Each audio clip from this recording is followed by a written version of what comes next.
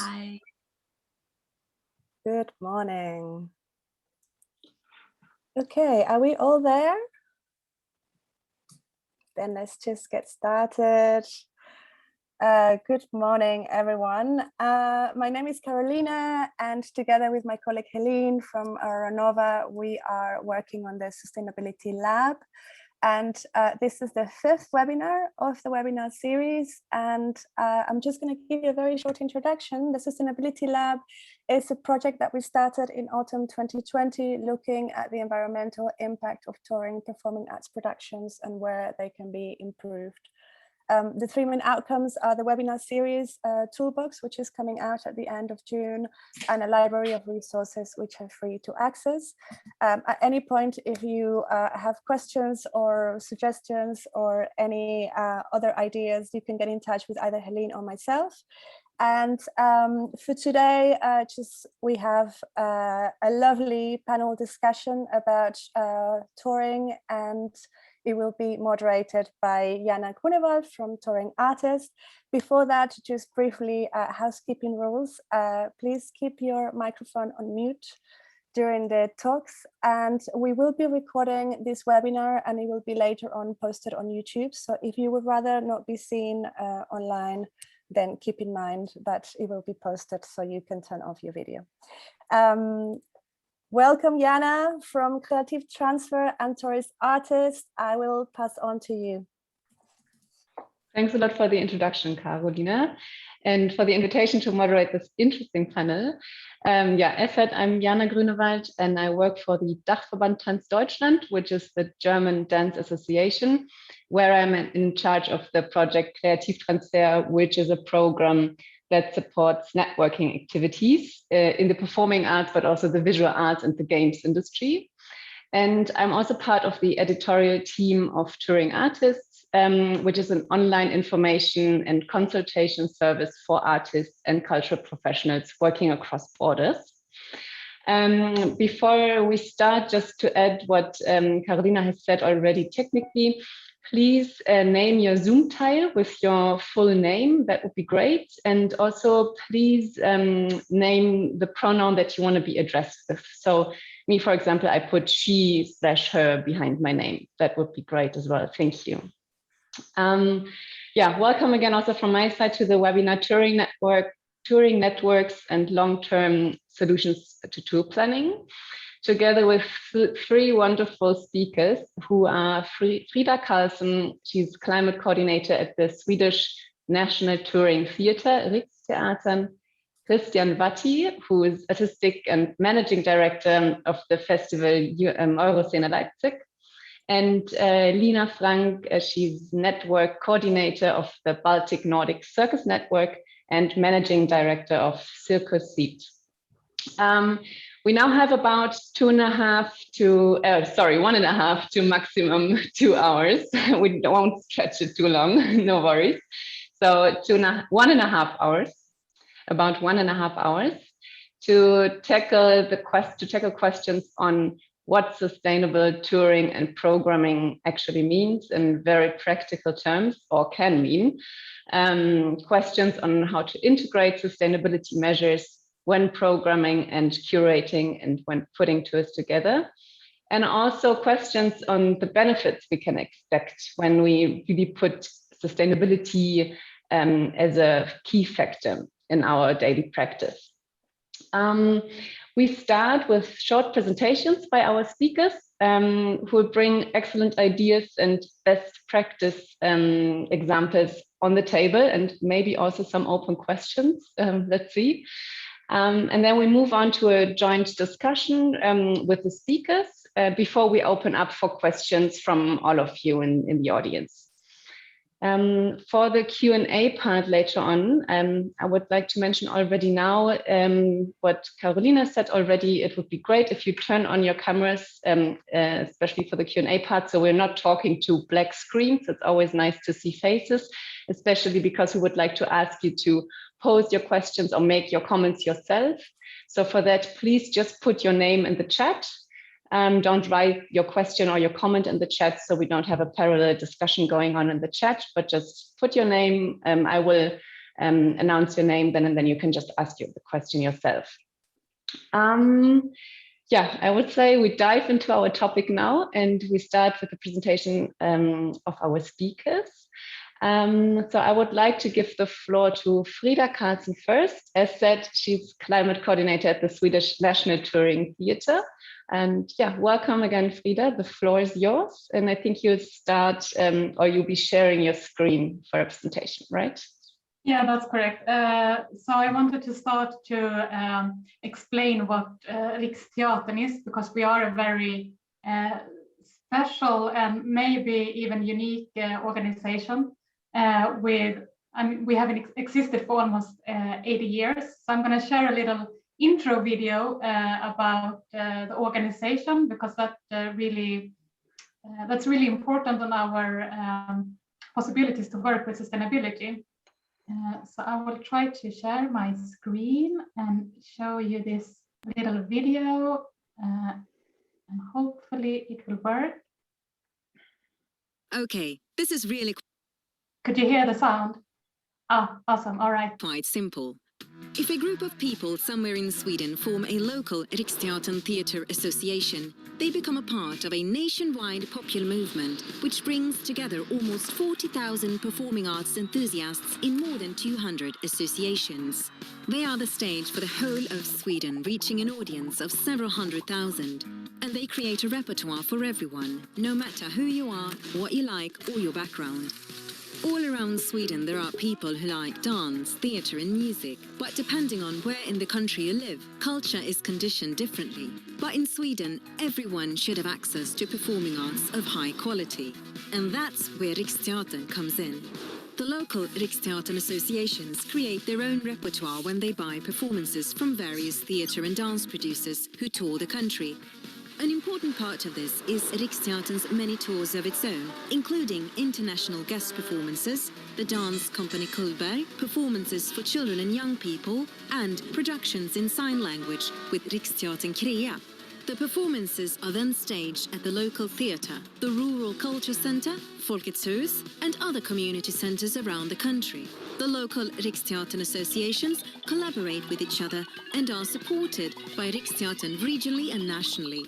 In each county, Riksteatern also works regionally, and this means a lot for the development and support for the local associations, promotion of activities, and not least for theatre and dance for children and young people.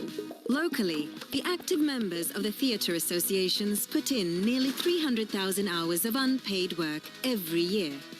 Planning, marketing and staging events, creating repertoires, putting up posters and advertising, making coffee, helping to load and building sets and much more. To make sure that everyone can watch live theatre, dance and music performances. All the way from the local voluntary work to national tours. Riksteatern is simply a really good idea. Performing arts for everyone, everywhere. Riksteatern, the stage for the whole of Sweden. Okay, this is really cool. Okay. The video wanted to play all over and over again. So this is Riksteatern in 2 minutes. And I will now try to share my screen again to show you a little bit of a presentation on how we work with sustainability.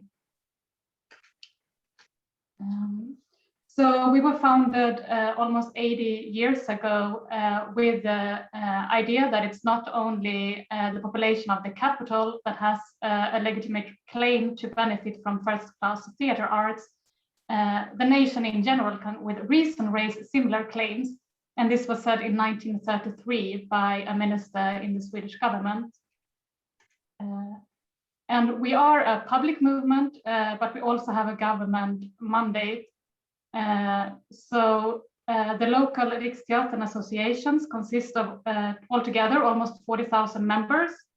And every 4 years, these local associations send representatives to a congress, and that is the main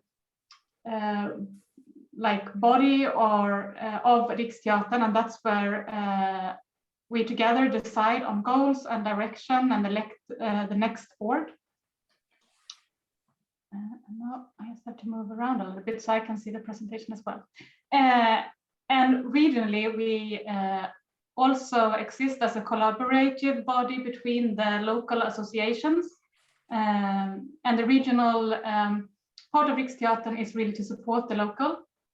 And as I also said, we receive a government grant, and that is in the same way as the Royal Opera or the Royal Dramatic Theatre, which are both located in Stockholm, but we are supposed to be everywhere in Sweden.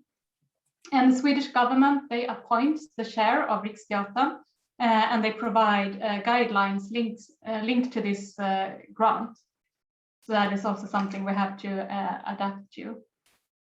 And Riksteatern's slogan is right now for you, you and you, of course. And in order to work with this and reach everyone everywhere, our ambition is to work with equality and diversity on the stage, behind the stage, and in front of the stage. So Riksteatern has two main strategies that we work and strive towards for. One for equality and diversity, and one for reducing the climate impact. And that's the one that I focus on in my work as a climate coordinator. Every year, Riksteatern puts around 50 to 70 different productions on tour every year. And as you can see in the presentation, that's a mix of international guest performances, performances for children and young people, dance performances from Kullberg, and we also have a dance department, and sign language productions with Krea. So about our strategy to reduce our climate impact, we started to work with this 2016, but it was 2018 that our Congress decided that this is a strategy we're going to work with. And the goal in this is to reduce our CO2 emission per audience with 10% each year. And this number is so that we are aligned with the Swedish government's goals when it comes to reducing climate emissions. And those goals are, of course, in relation to the Paris Agreement and other international agreements. So Riksteatern chose to put this goal of reducing our emissions with our main job, which is touring and meeting the audience. So that is why we have this goal of reducing CO2 per audience. And how do we do that? We want to do it through knowledge and learning. Each year we learn something new about our emissions and emission calculations, because we really want to know where our biggest impacts are, what happens with our numbers if we change something in our in how we do things. So we have a number that we can compare with from year to year. And we have external expert that helps us with doing the emission calculations, which I think is also a good thing to make sure that they are true. And we try to calculate everything we can calculate, from big emissions to small ones. So as you can see on the list here, it's of course transportations for people, so flights and trains and taxis and buses, our tour trucks, the materials we use in our set designs, such as like wood, metal, plastic, different chemicals, fabrics, our building in Stockholm, which is where we produce and rehearse most of our productions, and it's also where our offices are located. So there we look at energy use, paper use. We even measure the emissions from our coffee drinking and oat milk, which is something we changed quite recently. Instead of providing our employees with cow's milk, we now provide them with oat milk, because we could see it was such a big difference looking at that specific post from like milk, that oat milk had less CO2 impact. We look at hotel nights, which we have a lot at as a touring theater. And of course, marketing and printed materials. Even when we're buying computers and new phones for employees, we try to find figures on how much emission they could have cost being produced. And also meals on our events is something we look at. They are now vegetarian. And when it comes to tour planning, of course, we have this climate strategy as something to think about, but it's so many perspectives that we have to take into consideration when we do tour planning. And we have two amazing tour coordinators who work with this. And to give you just an idea on how big this is, only for the autumn that comes now, 2021, we have 550 performances booked all over Sweden. So it's, yes, that number is a lot, and every single performance has to work with a local Riksteatern association, like every specific association want to have as a good repertoire as possible to bring to their audience. So that is something we have to support as much as we can. We have to look at the available times at each local space, and they are often shared with other organizations and can be quite fully booked. And of course, it's the economics, the wishes of the ensemble, that maybe one of the actors really have to be at home a certain day due to something. And of course, like making the travel times work with both working agreements and touring schedules. And I'm pretty sure that it's even more perspectives and factors that the touring coordinators has to work with when they set the puzzles of creating our tours. And what do then Riksteatern as a whole, what we try to do so far when it comes to reducing climate impact from our touring is to work with a transport company that helps us with the trucks that we put all our sets and our set design in, and lighting and everything. So the transport company that we work with, we know that they work hard to reduce emission from its fleet. They teach the drivers how to efficient drive, like eco driving. They use HVO, which is of course something that is debated on how sustainable it is, but they constantly search for alternatives to fossil fuels. And also, of course, like when it comes to the choice of trucks they use and tires and everything, we know that this company works a lot with it. And also when it comes to hotels, we have an agreement with one of the bigger hotel chains in Sweden that were really, really early in working with sustainability. And today, more than 4 out of 5 hotels are eco-certified at this chain. And they also provide us the data for CO2 emissions per guest per night, which makes it easier for us when we do our calculations. We have decided on a travel policy that train and public transportation is our first choice of transportations when it comes to, well, humans. And this is done in such a way that if you want or need to book a flight, you have to go through a manager. And also in the tour planning, sometimes it happens that we have to use flights, of course, but we really try to keep it to a minimum and making it a little bit more hard to book the flights in order to nudge people to use a train. And also, like, we really try to find all these details that can make a little bit of difference on the mileage with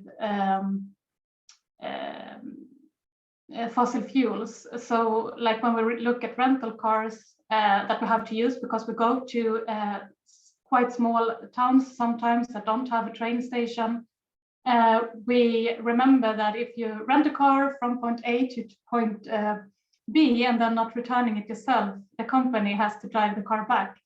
So then we try to be really efficient when we use the rental cars. And then of course, to try to include this environmental perspective with all these other perspectives that we have to have when we do our tour planning and tour booking, because it's really, really important for us that that as many of the local associations as possible get the performances they wish to get, even if that means that maybe it's only one or two associations in the northern Sweden who want something and the rest are in the south. It's important to try to solve it, to find a balance there of the right for everyone to watch what they want and all these other things we have to think about. So this was my short presentation about Riksteatern and how we work with sustainability at the moment. Thank you so much, Frida. Very, very inspiring. Also very ambitious goals. And yeah, to everybody here in the panel, please note your questions and comments. You have the chance to pose or to make them later on. But since we don't have so much time, we go directly to our next speaker before our questions. So Christian Watty, as said, she's the new artistic and managing director of the festival Euroscene in Leipzig, among many other things. So welcome, Christian, again. And yeah, the floor is yours. Good morning, everybody. Thank you for having me. So I give you a short introduction of what I'm working at the moment on. So Euroscene Leipzig is a festival that exists since 1991, a European dance and theater festival. And the festival was 30 years very successful, with inviting guest performances from Alain Platel, Castellucci, Joseph Natch, Anne-Theresa de Kiersmarker, and new emerging artists. So everybody came to Leipzig in the last 30 years. Big scale, small scale, all kinds of performances. And I arrived in January, the year in the middle of the Corona pandemic, what is of course difficult because everybody is in home office, including myself. I'm at the moment in Leipzig, but so it changed now, but it was for the first 5 months, it was really a challenge. And but I have to say what made me survive psychologically, so in my daily mood and moral, is some dramaturgical changes that I had decided very early in after my nomination. And they became even more relevant now in the mutation of our lives and profession every day and in the last 15 or 18 months. So I decided very early to produce new work at Euroscene and to co-produce with international partners, to have an associate artist from starting this year, and to premiere work. And this is all fields that the festival has not focused so much on in the last years. And I'm including residencies also for research here in Leipzig. So companies are coming here. Companies have already been here in March this year. Another company is coming in June from Portugal to make research. And this is exciting for me because I see that we are working on something. Even we don't know what is going to happen in November when the festival should start. But we have. It helps me to survive, if I can say so, and to get not too much depressed. So we try also to create long-term relationships, to extend exchange with our local communities, and to try to give up a little bit the old model of international guest performances arriving, performing, and departure on the next day. And something important also, I decided that we really focus on sustainability, on the 17 SDGs, the Sustainable Development Goals of the United Nations and the Global Agenda 2030 for a more peaceful and fairer future, more justice. And I have to say I'm fortunate that the whole team follows this focus with a lot of enthusiasm, and they all become really experts, and it's a real focus for our daily work. And they are doing further education in the field of sustainability. And so this makes me very happy that the whole team really jumps on this train, and that we can every day we talk about it, and we try to develop the ideas, because I have to say I have more questions than I have answers also, and it's nice to meet and to discuss like we do today, because it's a big field, and I think that it includes a lot of very different fields also. So what does it mean, social, economical and ecological sustainability? I'm sure that we will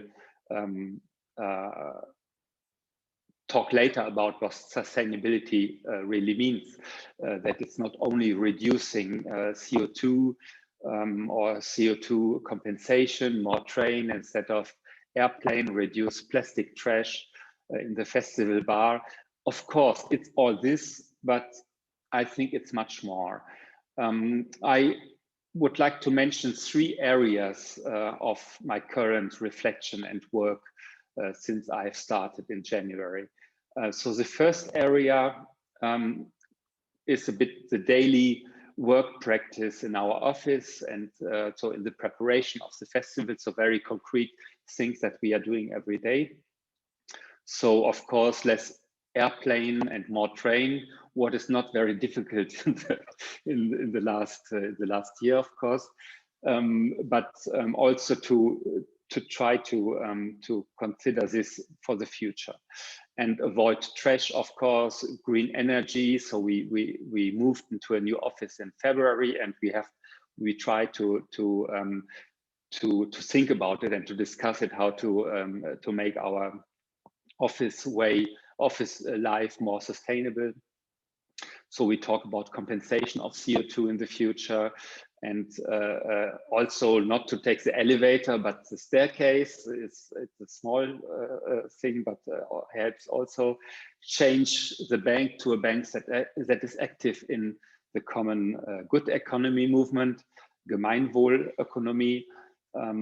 Influence our hotel, local partners and theaters, the catering to respect sustainable practice, then the whole field of accessibility, the venues, and also the internet, the new website to make it more accessible.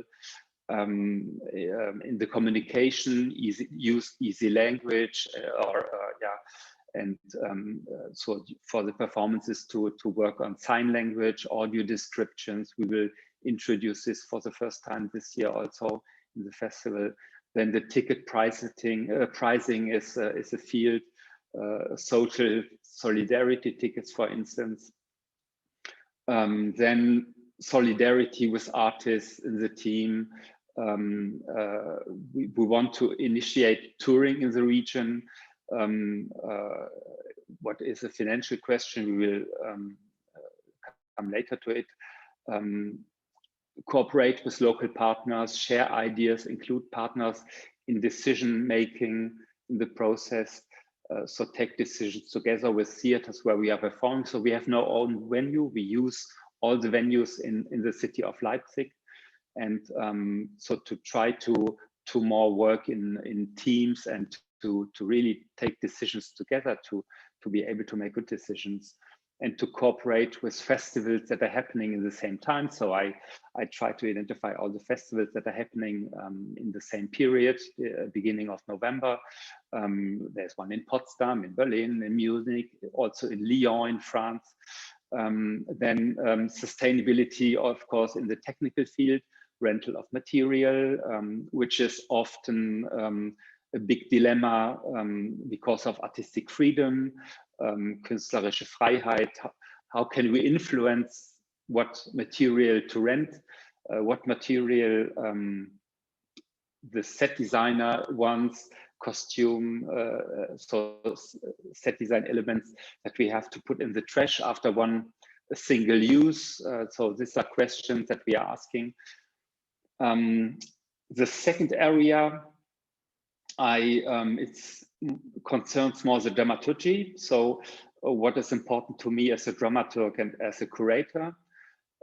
So sustainability, to try to present works that treats sustainable content, pieces about environment, about climate change, and so on.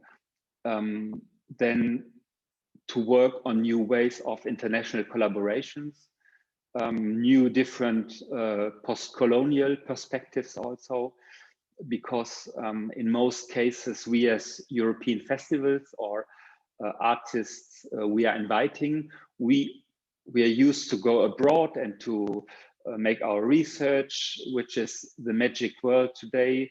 So we go to Africa, to South America to enrich our discourse. But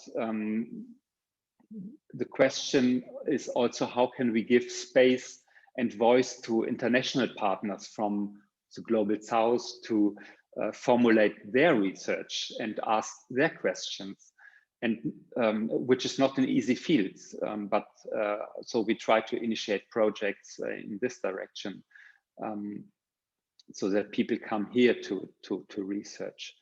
The whole field of privileges, inequalities, unequal distribution of resources, certain dependencies in administration always, because where does the money come from, etc. And often also we see a kind of new colonialism of ideas and knowledge, intellectual dominance, and even often real robbery and plagiarism, geistiger Diebstahl, how we say in German, in music and dance, where very often we invent something, a new style, but which is often old indigenous heritage. So how can we include indigenous knowledge? This is a field that interests me also a lot, shamanistic practice, so to work with artists who also make us aware of these questions. How can we acknowledge languages and tradition from somewhere else? We all see the dominance of English, French, and Portuguese language in Africa when we invite or cooperate with companies from Africa. But how can we also maybe include Wolof or other African languages, just to be to be more inclusive in this field? Then, of course, the balance in gender, which is already very common. And I believe that we need all these precious knowledge to overcome our current situation, which is not a real crisis like we often say in the ancient Greek sense, but more a transformation, not from A to B to C, but a transformation from A to wherever. So I don't know, but what I like is that artists are the experts of, or other people say agents of change and transformation, and and artists make a huge impact on the current process of and the dramaturgical, from the dramaturgical perspective. So this is the second area, and then the third area, and after that I will finish. The third area is the sustainable practice in producing, and so producing touring. Generally speaking, in the last decades, we observe a constant acceleration in our business. More producing, more productions are produced, more companies in each country, more emails, more traveling, more touring, more overheating and global warming our daily contemporary art business. And we are all acting in this neoliberal and capitalistic working model of more in the contemporary field. And that's why I like a lot the term of Zukunftskunst, future art, that was is used a lot by Uwe Schneidewind, the new mayor of the city of Wuppertal, who was former director of the Wuppertal Institute in Germany. And the big questions for me are, can we question the current cultural political focus on mobility and emerging artists? So often it's all about finding a new star and presenting him in exclusivity in my festival. And this is also often a political pressure to have this, this whole acceleration process. And how can we more consider the process and not the result? So to rethink our cooperations, how extend exchange with local communities. So in my case, the companies who are coming to do research with coal mining people, with students, with schools, and also to empower local young people by working with the artists that we are presenting and not only for them. So we have projects in mind where we can extend this kind of work in the festival. And so to present a guest performance plus something in addition with the same artists who are already coming to increase local exchange and impact with more than only presenting a show, to have more local relevance. And so we have, as I said already, we will have an associate artist, and we as a festival, we try to build international visibility for them, co-produce and use our network to also help them to go abroad. So we can double use our contacts and my networks that I have. So how can we more work from local to local artists that engage more in my city instead of only inviting a single international guest performance, which is a bit the old model of this festival circus that we are working in. How can we reduce the output but more intensify, so less quality but more quantity? No, less quantity and more quality, sorry. And also to put some content in the digital world, which is more inclusive, people who cannot leave their houses and for health or for political reasons. So how can we include them? Then, of course, initiate touring in the region. So in my region in Saxony, how can I bring performances that are already coming to my festival to perform in other cities in the neighborhood? But this is always a very complicated and difficult field because potential partners, they have no money often to invite guest performances, because in the German theater model, they have their own ensembles which present performances. So they have no budget for presenting guest performances from abroad, and they even cannot pay the per diems and the local transportation and a small fee. Even if we can negotiate a very small fee, it's difficult for this theater. So how can we politically work on this? Because I believe that we need new support structures also in the political field, financial support to support the process more, and also that includes local and also national funding to be able to develop all these fields. So I finish here, and thank you for your attention.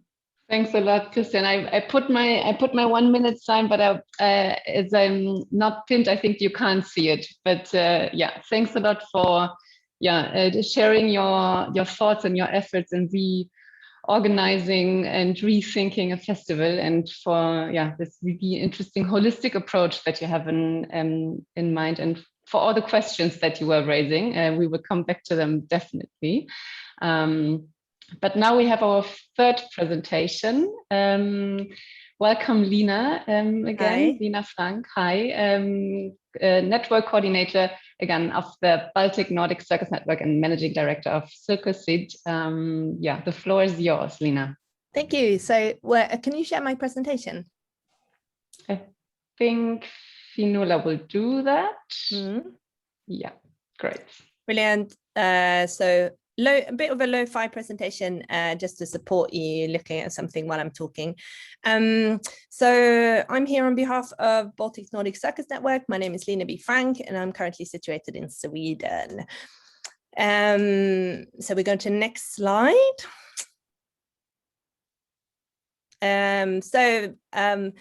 The important thing about the Baltic Nordic Circus Network is it's a collaborative network. So I'm acting as coordinator, but I'm facilitating the work and cooperation of a number of organizations. And here you can see this lovely bunch. It's like, I wanted to share this picture. It's from 2018. So there's a couple of more people now who've joined, or organizations that have joined, and thus more people, because it's a very friendly network. It's very sort of, I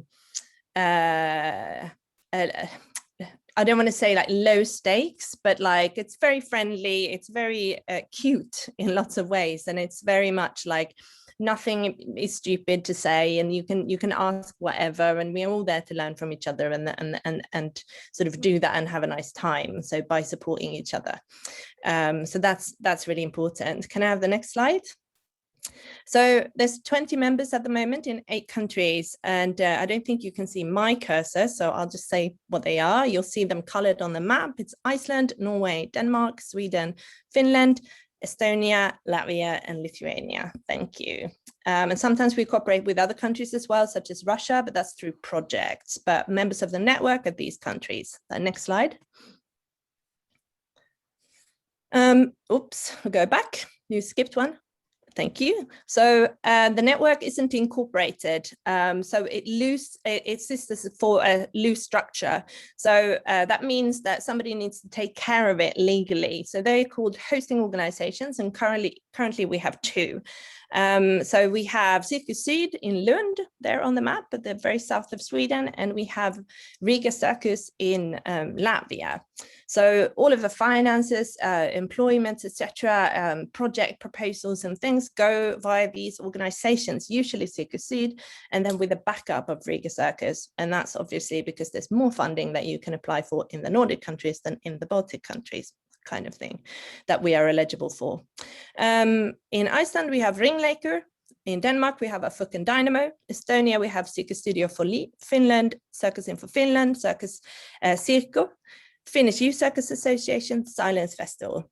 Then Riga Festival, Riga Circus, National Center for Circus in Latvia, Art Sprinting House in Lithuania, and Circulatia Festival. We have Cirkunst in Norway, and 5 organizations in Sweden of varying kind. And why I'm showing you this is because they're all really different. Some even make have an artistic practice alongside their advocacy work or interest work. And that's super unusual, as you know, for a network. So we really believe in that anyone who represents the interests of others and is a loose, informal structure can join. And obviously you have to be invested in circus. Next slide. I think you can probably just press down like on your keyboard. So aims are to connect the region internally and externally, so within ourselves and then connect outwards. Spotlight circus arts in our region, so visibility, and practically collaborate on projects that develop circus arts and adjacent practices, such as dramaturgy, as an example. So next slide. We have some projects that are collaborative projects. So at the moment, we're at the end of New Horizons Leadership Program, also known as NHLP, which sees young emerging leaders or people who see themselves as having a stake at the future development and investment of circus arts in our region. Have been participating in this program, and we have one of them here. We have Marina, I see. Hello, hello. Next slide. So we have Articulate Circus Education, which is a strand that invests in artistic thinking in circus education. And there are two projects, Articulate 1.0 that has workshops that bring people together, and Articulate Pedagogy Network that articulates a strategy for circus education and how we're going to work with that in the next 5 years. So next slide. And then we have boom, boom, boom, Circus Link project, which we're here to talk about a little bit. Next slide. So what is it? It's a small scale Creative Europe project. So up to 200,000 euro, and we have 4 partners and 1 associate partner. We, BNCN, are the associate partner. The other partners are BIAC or ACAOS in Marseille in France. So they're the lead organization. We have Teatro Didascalia in Portugal, and they have the Vaudeville Rendezvous Festival. We have Letni Letna in Prague, and we have Dynamo that has Dynamo Circus Festival in Denmark.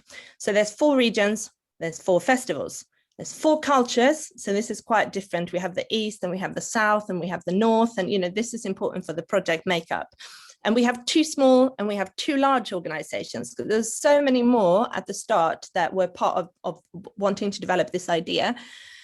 But at the end, it needed to be simple, because what we're doing, which we'll get to in a minute, is sort of sounds really simple, but of course the simplest ideas are the most complex, aren't they? So next slide. So why are we doing Circus Link? Well, because we think that touring should be more sustainable, so we should tour more sustainably. It has arisen from a need that the partners, mainly articulated by ACAOS, has seen in Europe, and I suppose the world also. And what is it? Well, it's kind of an ambitious pilot, so we want to do it also as a pilot. The aim is not that it will be like full-fledged and finished and whatever by next year. Next slide. So how are we doing this sustainability venture? Well, the practical idea is very much tied to the ideological idea. So learning about and comparing touring cultures in different regions, the ones named, and we're building a tool to support increased and more sustainable circus touring. This is a digital tool, I should have said. So when is it? It's happening now until 2022. Find out more, follow the project on Facebook, and the next is some slides. Thank you. So we have Baltic Nordic Circus project, then you go to Facebook, and there's also Baltic Nordic Circus and the Circus Link. So for Circus Link, it's mainly Facebook at the moment, because the platform will obviously materialize, but isn't accessible officially, publicly at the moment. So thanks a lot.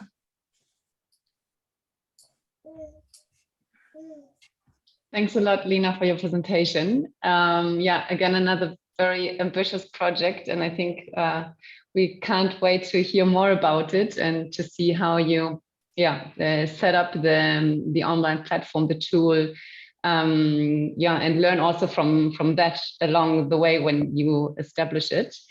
So now I'd like to ask the 3 of you to join me on stage, so to say. So we have a small speakers round with the 3 of you before we open up for questions in the audience. Well, you mentioned a lot that sustainability, or putting sustainability measures in our touring or curating practice is a holistic approach, and it's not only environmental sustainability, but also social sustainability. And I was wondering if you could maybe elaborate a little bit on the question, is it a win-win situation when we look at environmental sustainability and social sustainability? We do one and the other follows, or are they? I mean, you mentioned also already challenges, but are they specific needs in putting more sustainability measures in the meaning of environmental sustainability or social sustainability that oppose each other? How do they work together or not?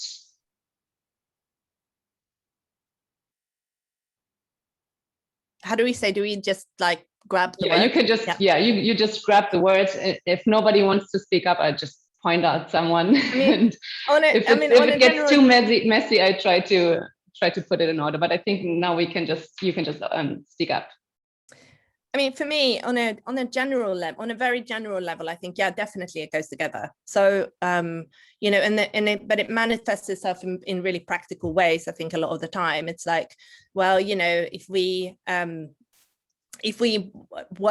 a little bit less sort of ambitious in terms of like chasing profit, then obviously it has less impact environmentally, because we can work slower and we can work with our environment. And so we don't need to sort of make things the cheapest and most cost effective, because cost effective often, you know, has a big impact on the environment. So, you know, in a general sense and in a business and capitalist sense, yes, absolutely, I think.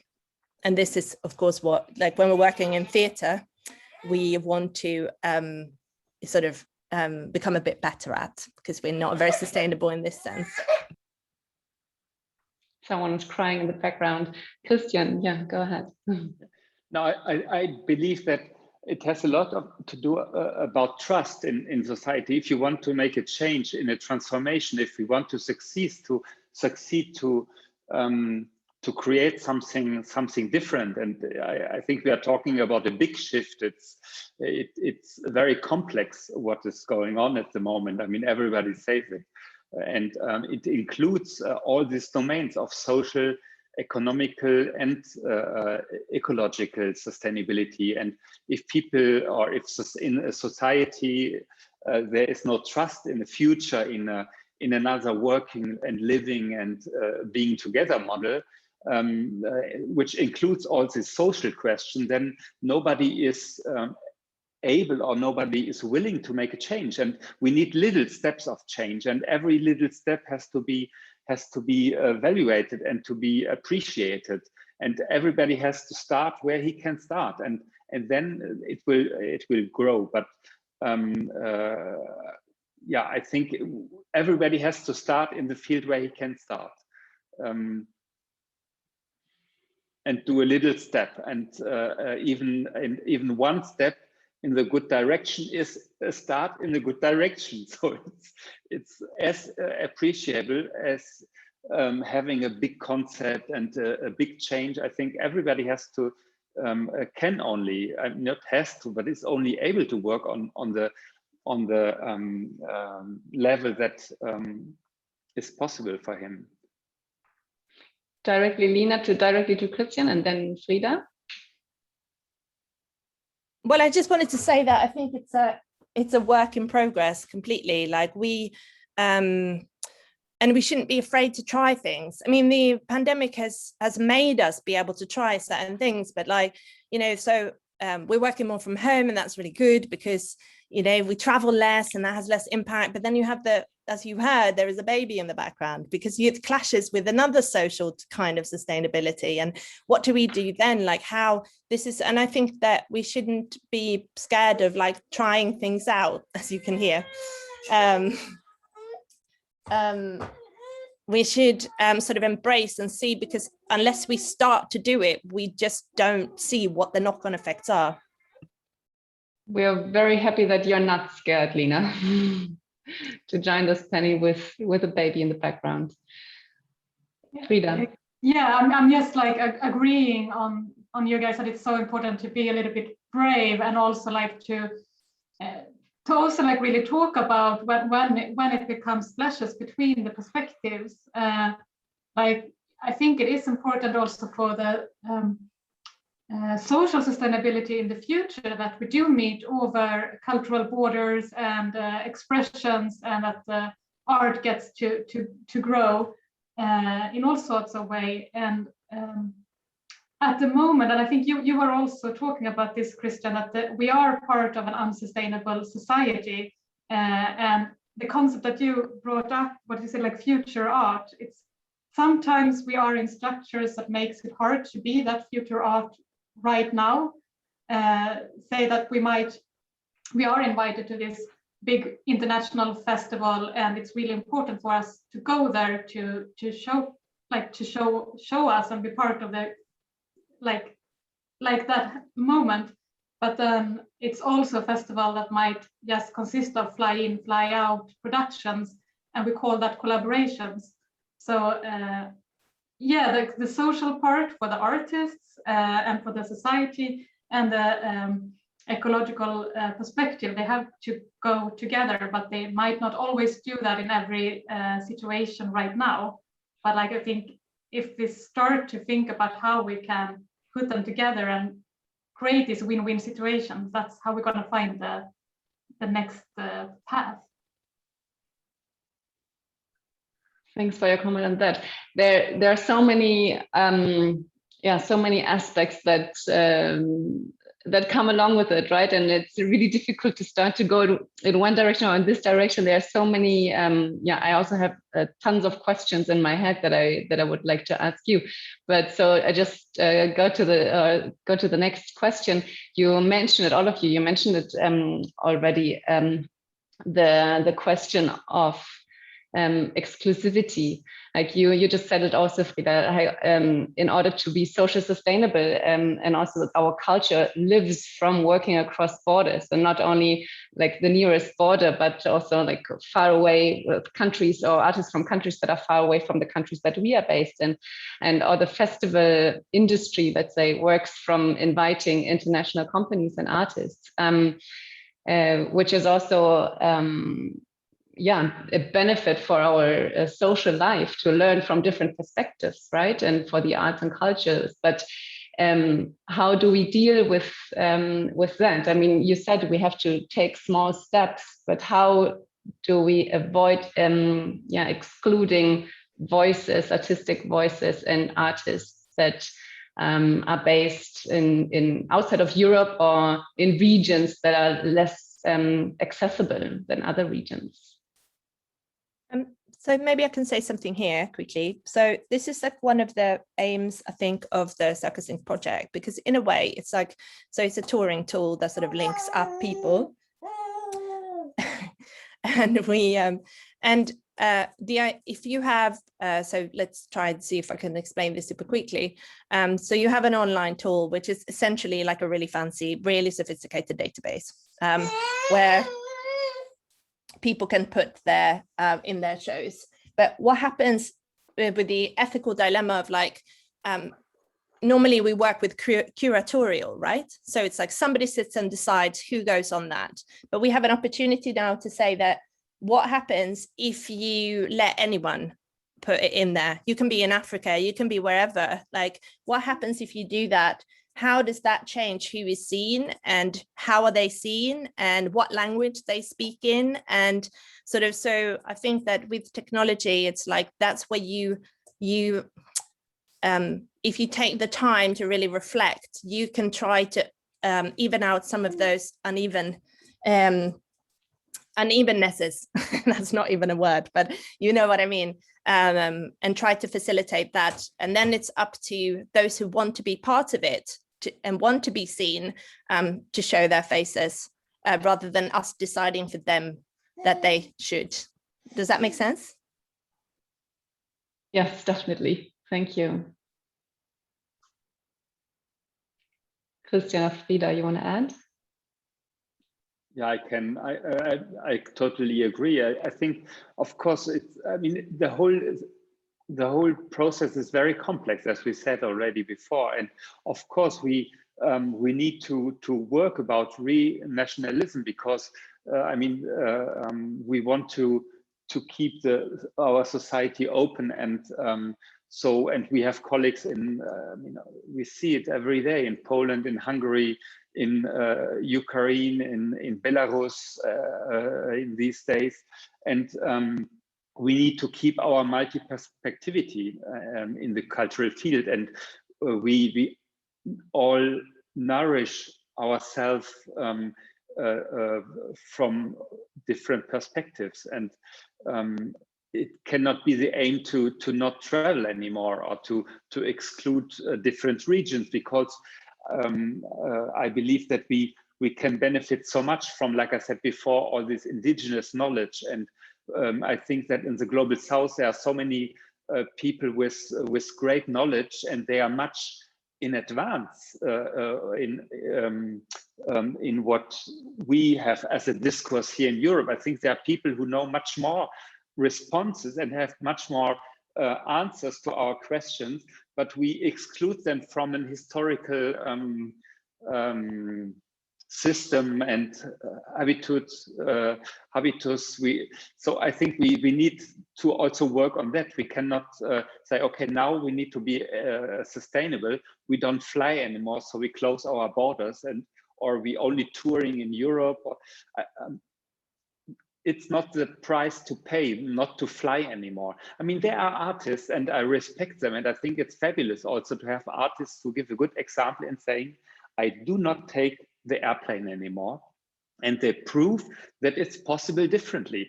You can travel to China or to Japan with train connections and taking a ferry from Singapore to Japan. So it's possible. Tino Segal proves it, and different other choreographers or artists are proving. So there are different approaches to put into action different models, and there's not one solution for everybody. And I think that all the diverse artistic practices and knowledges we have to keep in our field. It cannot be the aim to reduce our content of our work and of artistic diversity. Yeah, and as Frida pointed, oh, sorry, Frida, go ahead. No, I just want to add on what Christian is saying, that I think it's no, we shouldn't stop to work international, but we can change a little bit and try to also get our different systems of funding to change, so we can actually collaborate more and deeper. So we don't have these like fly in, fly out concepts, or where you just meet for a week. Maybe we can have structures that actually makes it possible to work together and actually meet and get to know each other and have a deeper connection. And that takes time. So that is also like an example of the social and the ecological aspect. And also, as Christian said, like I think the dance community has gotten quite far, or I'm aware of several examples of how to use technology and work international without, like, maybe not stop flying, but reducing it, like rather than sending the entire companies and 2 people who teach a local company the production.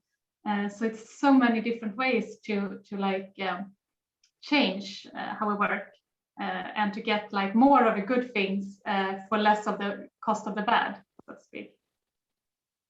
Christian? I think the benefit of an artist flying in from New Zealand for 1 week, the benefit from him motivating people here to get active and to change something, the benefit can be much more big. I don't know how to say it in English. Can be much more than the cost of CE2 or something. I mean, I think we have to. It's difficult to measure and to say the CO2 footprint is more important than all the good artistic and also impact of empowering people here to with the knowledge of I don't know, indigenous New-Zealandish knowledge. So it's difficult to measure what is more, what is better and worse. I think it can be can have a much bigger impact and be much more relevant and beneficial than not flying in from New Zealand for a week. Thank you, Lina. I mean, I have to agree with Christian directly in some ways, and I also massively disagree. I mean, because I think it's not. I mean, you're not saying it's a simple thing. You're saying it's complex, and we are all aware it is. And I think it's important to be brave sometimes and say also, like, actually, this time we don't need to go to these places. We don't need to travel. We don't need to meet. Maybe we do, but maybe not at the extent that we have been doing. And so, I mean, I feel like even before the pandemic happened, it was, for me, it was like the more that your life grows and your connections grows, the more places you have in the world where you need to be all the time and more people that you need to meet all the time. And it's just like, that is the epitome of unsustainability, because your time runs out. Because thankfully time is finite, you know, like there is a limited amount of time. There is only such amount of days in the week. And so I think it's important to think about this as well. Like maybe our capacity to socially learn is also finite. Maybe there is a limit to how much we can learn from each other for that to be sustainable. And I know, I mean, with our network, we know that we do need to meet each other. When the pandemic broke out, we were like, oh, brilliant. Actually, it works to have the network meetings online. So maybe we should only have one digital and one in real life. And we're still thinking about that possibility. Normally we have two where we meet in person. But what's happened is, just like Kristen is pointing out, that like our social capacity has diminished. And as such, it's much harder to create projects. Whereas actually we were doing really well and having some very successful projects. And now it's like we need to meet each other for that to happen on the same level. And those projects haven't had the sustainability issue in that sense. So it's not about, yeah, well, anyway, enough from me. I think also talking about like the ecological aspects, like at Riksteatern, we have artists who really don't want to fly, but they are going out in Europe, and it's really like, it's so much more expensive to spend because say you're going from Sweden to Portugal by train, it takes so much more work time that has to be paid. How you're going to solve the rest, like sleeping and all the extra nights at a hotel. But it's also like, I think it's also sad that we can't, people who want to be brave and go ahead and be the leaders in the ecological sustainability, it's really hard to provide that sometimes within the systems that we are in. And that's something that I would like, I think that's also the entire cultural sector that has to come together to kind of change, like how do we help the front runners, because we need front runners in order to change. Yeah, also no solution, just like how, yeah. Yeah, but anyway, what you said in the beginning, or all of you, it's about taking small steps, right? And see what you can do in your world. And then on top of it, it needs change in the structures. But we can't just go, I don't know, into hibernation and wait for the structures to change. We can do steps while we are also working or trying to change the structures around, right? I have so many more questions, but I think it's time to open up to the audience to allow for other questions. And maybe I just drop here and there a question of myself still. So everybody, it would be great if you turn on your camera, if that's fine for you, so we see you, and we, yeah, as said in the beginning, we don't talk to black screens. Thank you. And if you have a question or just want to make a comment, that's also more than welcome. Just put your name in the chat, please, and then you can unmute yourself when I announce your name. That would be great. But yeah, you can also just think about your question or comment first and then put your name. Helene. Go ahead. Hi, everyone, and thank you to the speakers for your presentations. I had a question kind of following on the last question that you guys were discussing, and around like the necessity of traveling and this culture of like hypermobility. It's a question, I guess, for Christian, but also any other presenters that are here. How do you approach your programming practice in a more sustainable way? If you're trying to avoid flying from like festival to festival and finding work in different countries and cultures. Like in our last event last week, we talked about like carbon budgets. That you set like a certain budget per year. And like if you've flown up those emissions, like you can't fly anymore. Are there other ways, or how do you approach that if you want to put together your program in a sustainable manner?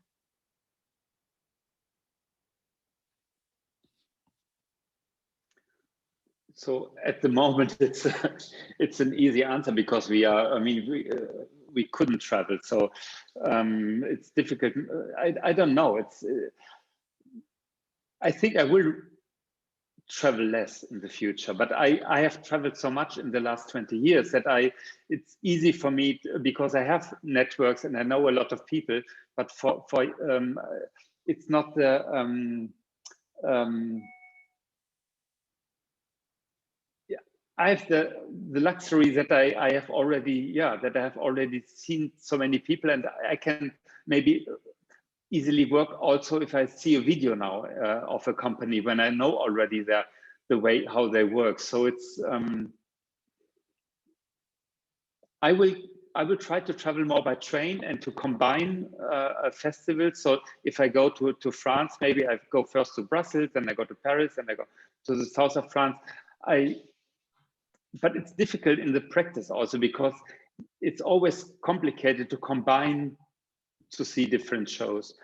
So the future will show. I don't know. Today I have no answer to this question. Lina, you wanted to answer?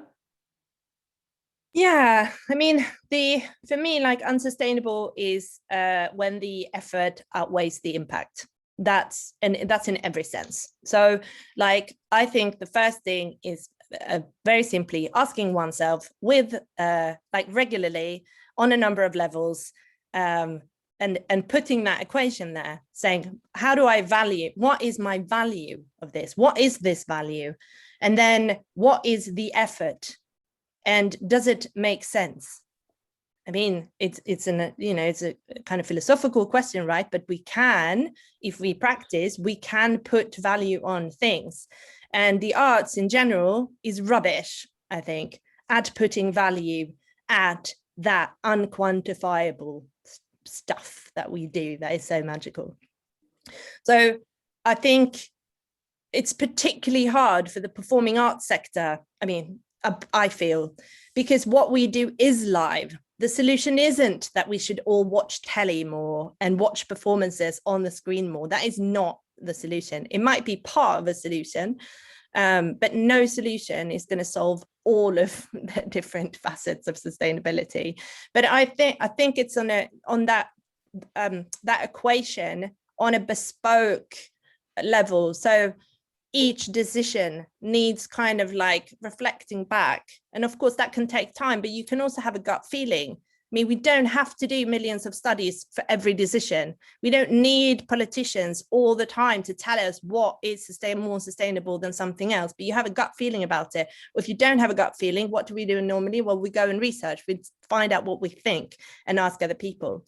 So for me, that's like the most practical step to take. And it's like whether it's about traveling for an artist, whether it's about diversity, it's the same equation actually. And then you figure out how, you can have those very practical, like CO2 budgets, like maybe that makes sense. That's one way of measuring, that's one way, but we need many more ways of measuring and of valuing. I think value is more important than measure. Thanks for that, Lina. Frida, you want to add? Otherwise, we have many questions, many more questions. Merit, I see that you're raising your hand. We have quite a few names in the. I want to add something specifically to this, so that's why I'm raising my hand. We at Gästenrelais Zurich, we're working with we're working with co-curators. So we have this system where every cycle, we work in cycles like mini festivals, has different co-curators from different places, and they do the curation themselves in this space, and they choose who's coming to Gästenrelais Zurich. So they're sending their companies and the people around them and their communities to us. And I think that's maybe a way of thinking about also the non-hierarchical way of curation. So they come from different places around the world. And I think that's maybe a way of thinking about these things differently too, that we can consider. Thanks for this example, Merit. Frida, you want to add anything, or shall we go to the next question? No, I was just keep thinking about what Lina said also about bringing these big questions back to the sustainable choice of your own, like really, global, local, personal, and seeing the finding the sweet spot there. Yeah, all the levels are involved. I have to be involved. Marina, please unmute yourself.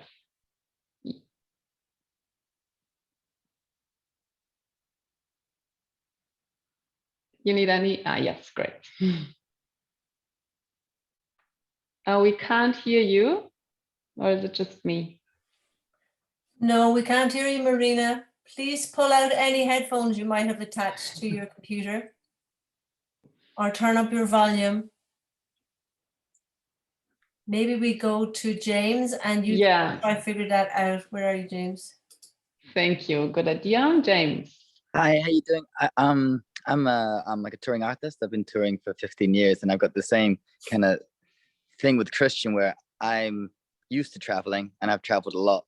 And what's really difficult is to change habits when you know it's the more sustainable thing.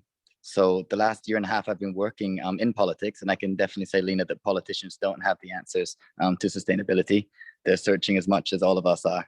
And when I go to these conferences, everyone's just kind of talking in circles about how to do this thing, because I think it really highlights a conflict between what we had before and what we want to do and what we know is right. And it's like we're all trying to figure out, like, how do we still get it in a way which is satisfying for all of us. And I think it is a lot to do with networking, so that different festivals like can share costs, but also kind of share the CO2 budget and the ecological costs of bringing groups over. And I just wanted to say, I really think it's important to look at more like an 80% local artist kind of model, or like a higher percentage artist model when it comes to festivals, and having, when international artists come over, it being something super special, or being something which is like encouraging diversity. And I know that's tricky because we're used to being able to have access to the best artists from all around the world. But I think also many times festivals ignore how good the artists are who are close to us as well. Just because, I don't know, it's something foreign always seems more special. So I don't know, maybe we just have to have a few less treats in our life and feel really good about like the healthy food that we eat. I just wanted to say that.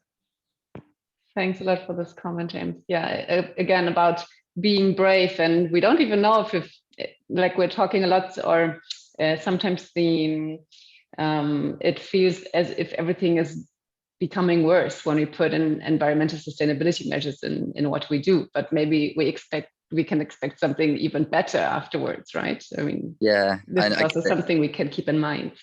It was like it was hard enough before COVID pandemics and thinking about sustainable travel, but like I think if you try, then maybe that's the only way to make a better world, by doing well, by doing good. Thank you, Lina. So I want to go on with this question from Helene about the practical solutions and sort of like how we start to reach them. And I think that we shouldn't assume that we know what we are doing. This little word, what does it mean in each situation? So because if we're traveling, what are we actually doing, and what's that what we intended to do? When we're meeting an audience, what is the most important thing about that idea? Like when I went to a really brilliant degree in London at the Central St. Martin's, which essentially taught you resourcefulness in performance. So one of our first assignments was that we had to make a show, but we couldn't use any knowledge that we had paid for. And why was that? Well, that was because they wanted us to find new skills. So not use existing skills that we already relied on, but to find new skills. And so if you sort of on that level also eliminate knowledge that you have, or try to go back to the drawing board and go like, what am I actually trying to do that? And how can I now do that without the knowledge that I have in this specific area? Like this, for me, these are really good sort of challenges to myself when I'm trying to think about like new ways of doing things, and sort of thinking sort of a little bit like, I suppose, outside the box. We have another question from Wolfgang. Meanwhile, I have like 15 questions. It's been so much. Same for me. So many great things have been mentioned and said, and I agree with most of them in terms of we need to change our ways. We have to start before we've been told what to do, or before it's too late. Everybody can only do sweep in front of their own door first, and see how can we change our practice. And in my particular area of business, which is all to do with travel and bringing other people from country to country, it's been hard to kind of find a way that, because I also believe screen is not the solution for that, and cultural exchange is part of the global solution. And I'm worried about new dogmas of saying we can't travel anymore because, people who can afford it can say that, but what about the new inequality, or not the new inequality, but the global south, the disadvantaged countries where there's no funding to stay at home with, but I love the idea of co-curatorship, that because without curators and people that spread the word of new artists, we will end up with the same old, the established, the comfortable. So what I would love to hear more of, sorry, I'm rambling a bit, but also being aware of that other people have also questions. But what I would love to hear more of is Lina's concept of the touring model and the kind of curatorship by voting, or by like, I didn't understand like properly how that happens. So a little bit of background noise here, just to be aware. It's not, at the moment, that question isn't solved. That's what I find interesting. So at the moment, there's a potential. So this is the other thing. What are we trying to do, and what is the potential of this idea? So the potential of this idea is that you could eliminate curatorship and you can find a new way of curatorship. So if you have a platform, so the National Touring Theatre in Sweden, Riksteatern, has one of these platforms for Sweden. So it's essentially you have one part of it where the presenter, sort of somebody who shows work and who receives work, logs on, and then you have one which is where the artists log on and they present their stuff. So very simple concept, but in the I mean, I'm not really a box ticking person. I don't think any of us are like interested in what the specific boxes should be. But if you're not somebody who's interested in boxes, then you have dilemmas all the time, because you try to figure out, how do we do this? How do we create a practical tool without that mentality of having the box ticking? So say, for example, like normally, like maybe you would have a website. So an agency, you like Aurora Nova, you would have a portfolio, but any kind of digital tool where you sort of enter your details is also a portfolio in some sense, right? So I'm going to try and separate the ideas here. So one of the ideas is the meeting, of course, but you're asking like the meeting between the two groups, the receivers and the givers. And what is the potential of that meeting, and how can that happen in a more sustainable way in every sense?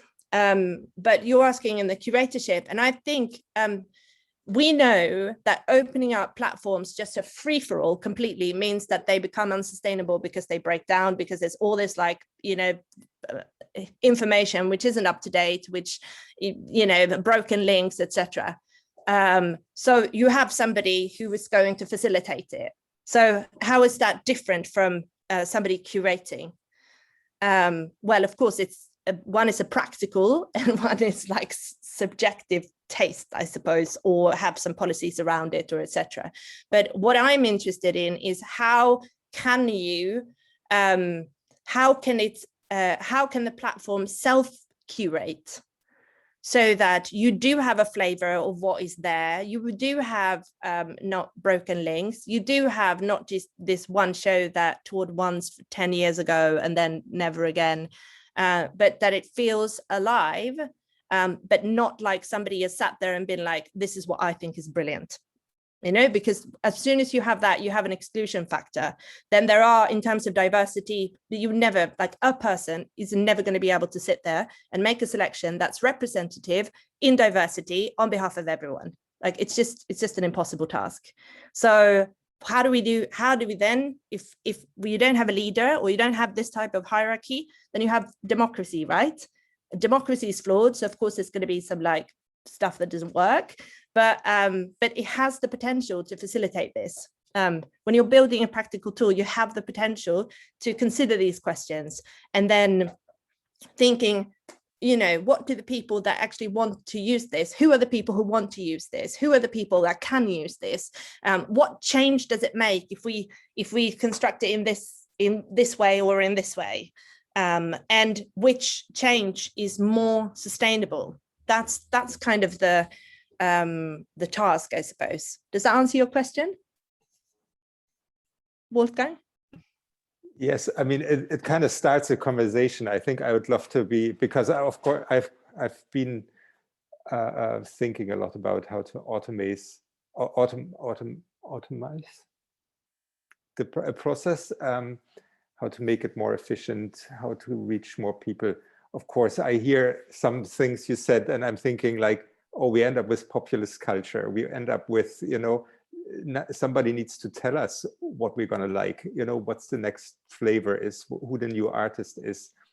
That's never going to come out at a popular vote, you know, because people want to see what they liked the last time. And, you know, and that's, anyway, but I think it's too far to go into that, but I'd love to continue the conversation with you and whoever else is interested.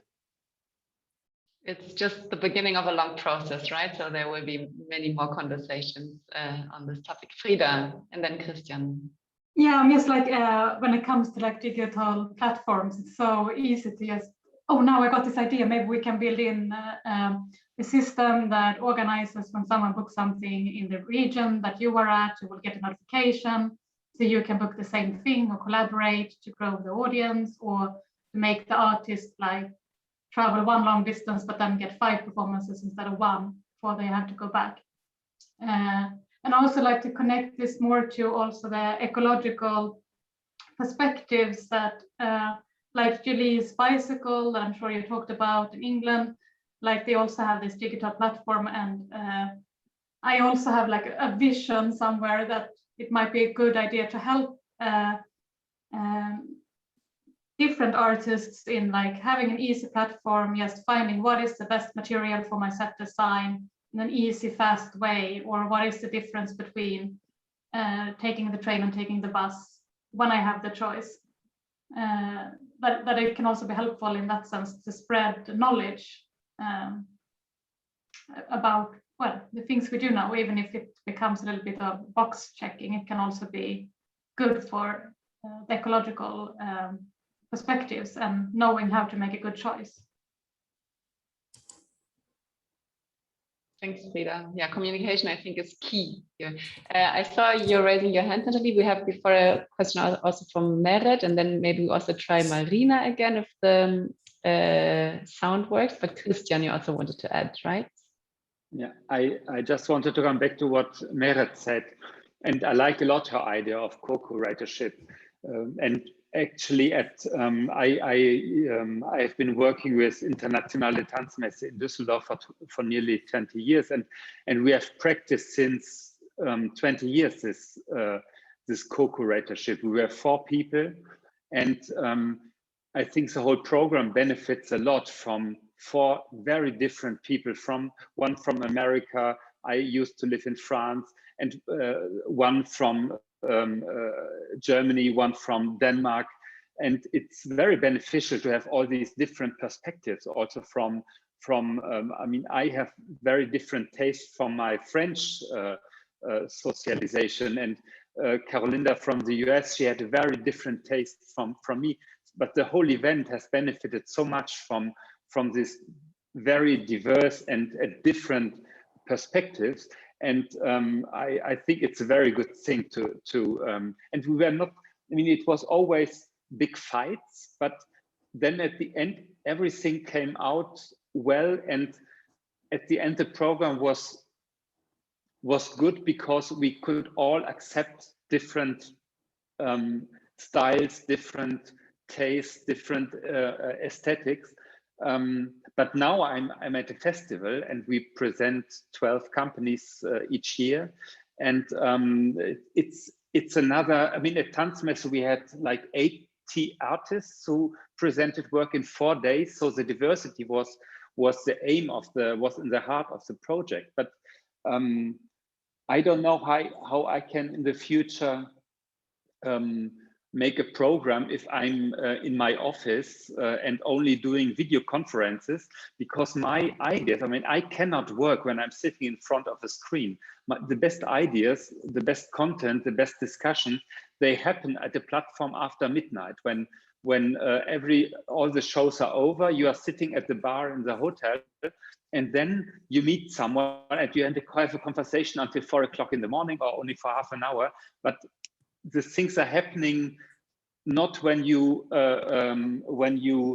organize a team meeting or a Zoom meeting or a Skype meeting, and then it's not happening. For me, it's happening when I walk in a forest with someone, or when I run from one performance to the next, or when we are sitting in a bus with a colleague. Then things are popping up, new ideas, and someone mentions a young artist that I didn't know. So ideas cross and you can share, but it does not happen in front of a computer. And this is my dilemma, that I cannot imagine to work in this field when I'm only sitting in front of a curator and all different co-curators.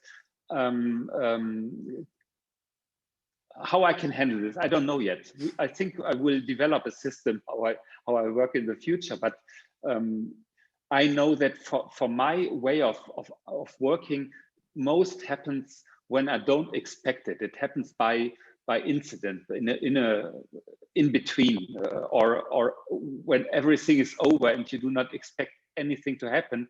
Then you meet someone and something happens, and a project comes out of it. So it's very different working for me now, and I have to develop a new system, maybe. Thank you, Christian. Yeah, I think we all miss these, how do you say in English, encounters by chance, right? That you can't really have in these Zoom meetings, where you just run from one Zoom meeting to another, but you don't have these in-between moments. Merit, I just have a very practical question, I think mostly directed to Frida, about, because you said you're analyzing a lot of the numbers. And as I said last time in the meeting, that I'm thinking about these CO2 budgets, because I think it's like the numbers to actually evaluate things are super important, as also Lina said. And I mean, it sounds like a lot of work, and I think that's the thing that makes people scared. Do you have any practical tips on, like, because you already said, like, you ask sustainable hotels and they can give you some numbers. Are there any other practical tips you can give on, like, how to get easy numbers, like very concrete? Well, first of all, I think like also Riksteatern is a very big organization with governmental funding. So I think it's also, if anyone should get these numbers, it's us. It's not the smaller organizers or producers. It is a big institution that kind of has to, like, we have the muscles to do this. I think it is to like really, this year I, for an example, called our tape deliveries and asked, like the stage tape for the dance mats, because we use so much of that. Like how do you calculate your emissions? How do you work with the environmental impact? And I found a number from one of the producers. Other than that, I think it's also different in every country. You can use, like, Julie's bicycles have some numbers for transportation, amongst other things. So you can use that, or check with, like, I'm sure most countries within Europe has like a government body or an organization that works with natural environmental questions that has numbers to help, or like I don't know, the traffic people might know more about which vehicle.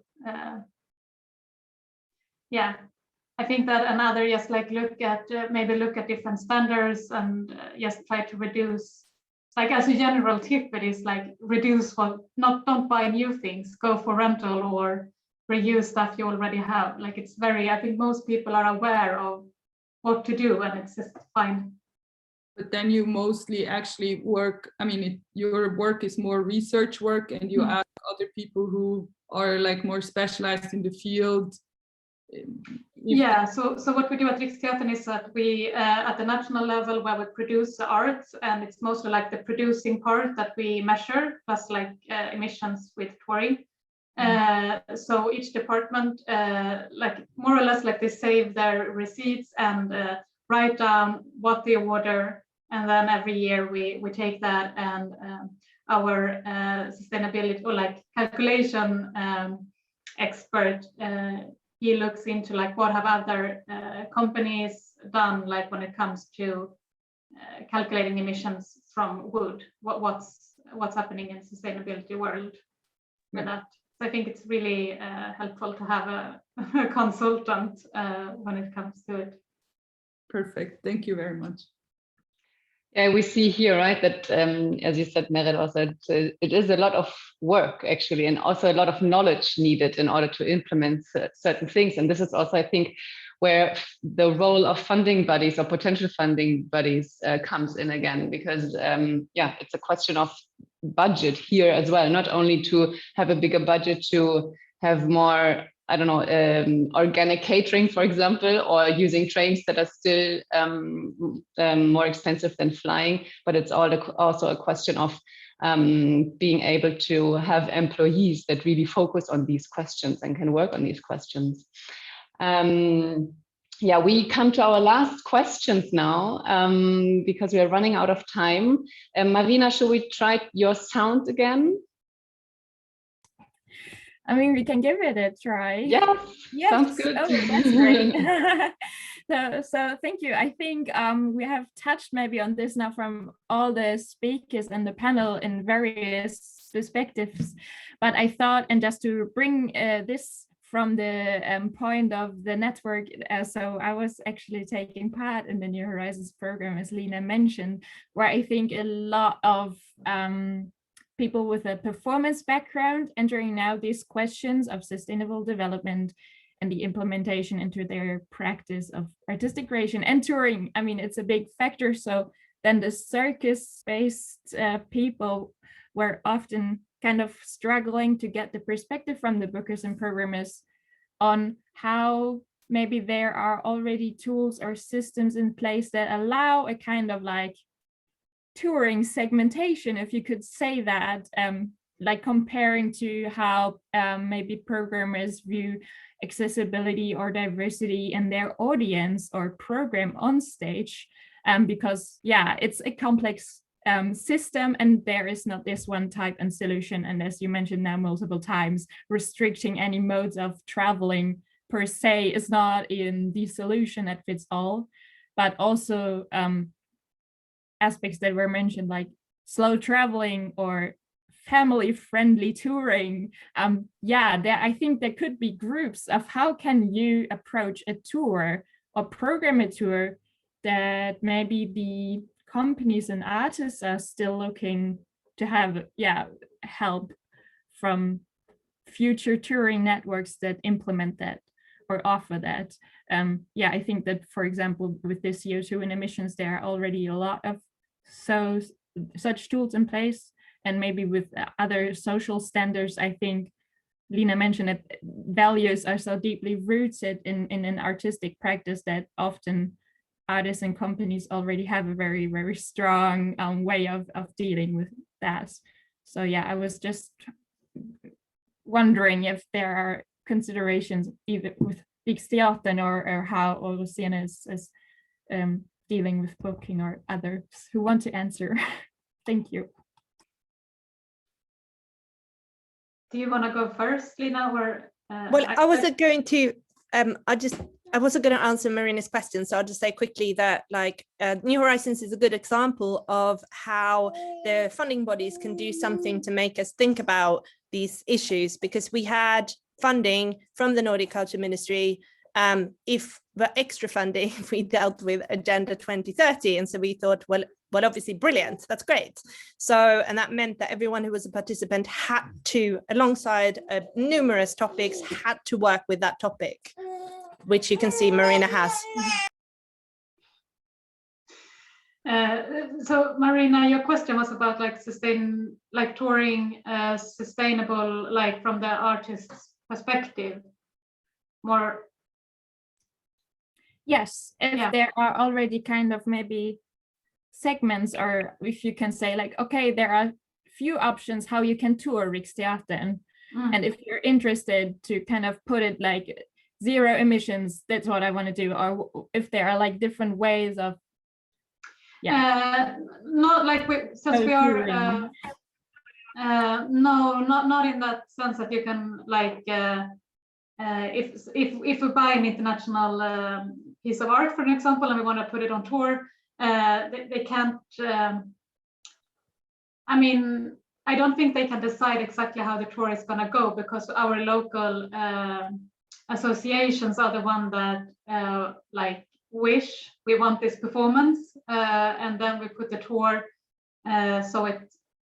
so the perspective of like bringing this to everyone and the diversity of who gets to see this is really important. But then we have really strong regulations on like working conditions and how long are you allowed to travel the same day you are going to perform, and if there are wishes in amongst the artists, like for a certain day to be at a certain place, we try to accommodate that. But also like we have so many parameters that has to go in, and like the sustainability of the people on tour is a huge aspect of it all.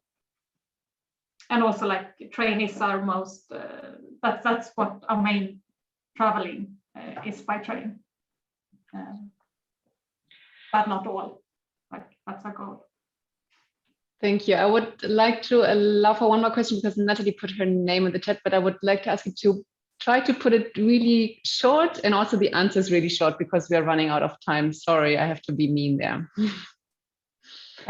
Hi, thanks. I mean, most people have kind of said what I was already going to contribute, but I just thought I would like to know whether there's this Riksteatern web portal. Is that something that you can share with us? Like, what exactly is this, or is this something internal that you, artist and producer, kind of?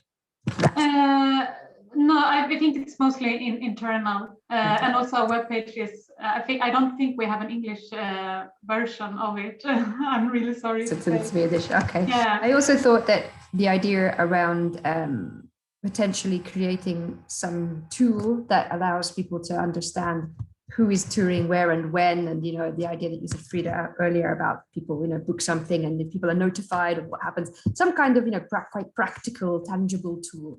It could be a suggestion for the Perform Europe on the IETM program by a consortium of people. So that could be something that actually a group of, you know, people like us get together and put some kind of proposal in.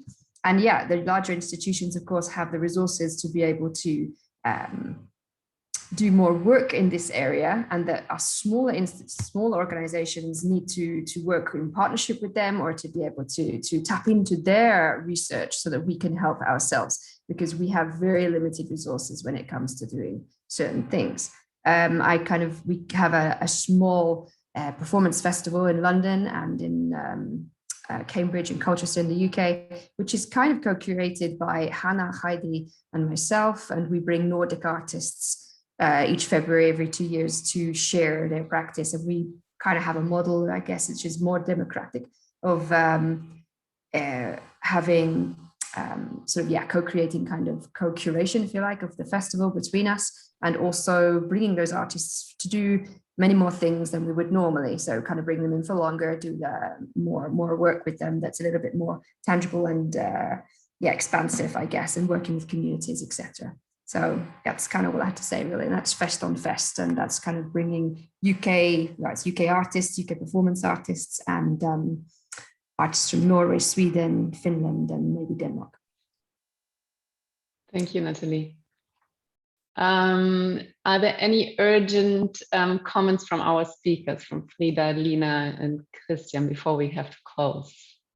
Yeah, my reflection now was, it's like, I also think it's really important to keep like pushing, and now I'm part of a big institution, but also like for everyone to keep pushing and asking and demanding that the organizations that has resources, that we work with these questions. And even if it's really hard because it's complex to find the straight answer to how to solve it, that we continue to push the borders and explore how to be more sustainable. My last shout out will be to sort of not to be underestimate the power that exists within our field. I feel like the artists have a lot of power within themselves. Like sometimes it is about saying, I'm not going to go and do that gig because it's too far away, or I'm not going to go and do that gig unless these are my conditions, because they correspond with my values. And I feel like we can all do that. And to sort of to find those within ourselves, to know what they are. And I'm going to give a shout out to the artist collective called Acting for Climate. I mean, obviously you can understand a little bit through their name what their values are, but I think they're making a big statement by just choosing to have that name. And then it's about what they, how they choose to use that platform and how they choose to work with those issues. That's the real work, not the fact that they have that name.